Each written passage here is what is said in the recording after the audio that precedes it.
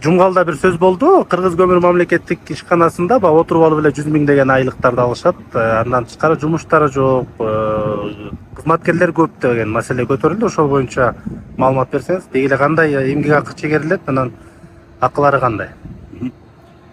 Бүгүнкү күндө Кыргыз көмүр мамлекеттик ишканасы бул мамлекеттик бюджетке ири кирешелерди киргизип аткан ишканалардын бири.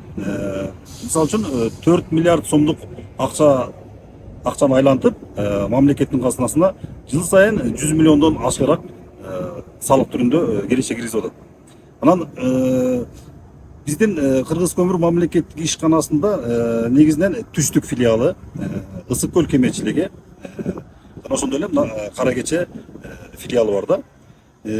Ушул 3 филиалдагы ишти жүргүзүш үчүн мамлекеттик ишкананын башкы кеңсесинде 68 адам эмес, 56 адам иштейт бүгүнкү күндө. Алардын айлык маянасы 58.198 сомдун тегерегинде. Эч кандай 100 000 сом эмес да.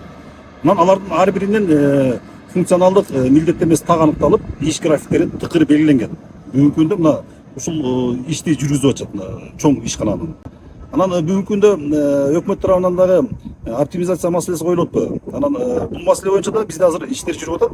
Бул боюнча кошумча маалымат беребиз. Мына бүгүнкү күндө 2024-жылдын 1-январынан баштап бүгүнкү күнгө чейин Кыргыз Республикасынын мамлекеттик салык кызматынын Жумга райондук башкармалыгынын эсебине 84 миллион 301 миң 559 сомдук каражат чегерилген. Ал эми ошол эле мезгилде республикалык бюджетке 28 миллион 339 миң 285 сомдук каражат республикалык бюджетке чегерилип атат да. Эми мына салыштырып карасаңыздар, жергиликтүү бюджетке 84 миллион сомдон ашык каражат чегерилип атат, ал эми республикалык бюджетке 28 миллион сомдон ашык каражат чегерилип атат. Мына бул жерде көрөрмандар өздөрү деле калыс баасын беришер да. Негизи биз айлык маянаны же болбосо ушул көмүрдүн баасын эч убакта өзүбүз билип аныктабайбыз. Муну деген атайын көзөмөлдөп багыт берип турган мамлекеттик органдар бар. Маселен, быйылкы жылы Кыргыз көмүр мамлекеттик ишканасынын Кара Кече филиалында чыгып аткан көмүрдүн баасын антимонополия комитети бардык кеткен чыгымдардын баарын эсептеп келтирип, тоннасына 2260 сом деп аныктады. Муну көрөрмандар туура кабыл алыш керек да. Мамлекеттик органдар мына бул жердеги ишмердиктин бардыгынын баасын мыйзамдык базалар менен бекемдеп, так аныктап беришет. 13,5 жыл болду иштеген. Акыркы айлыкты 60 миң алдым. Айлыкка ыраазымын, жакшы эле. Кыйналганда эле жумуш жок, илгеркидей колго кылбайбыз. Бүт техникалар келген. Техникалар менен иш алып барабыз. Алган айлыкка ыраазымын. Өзүм болсо башында 37-38 миң алчыбыз. Март, апрель, майдан бери бизге 15% көлөм кошулган. Ошондон бери 42-43 миң суммага чыкты.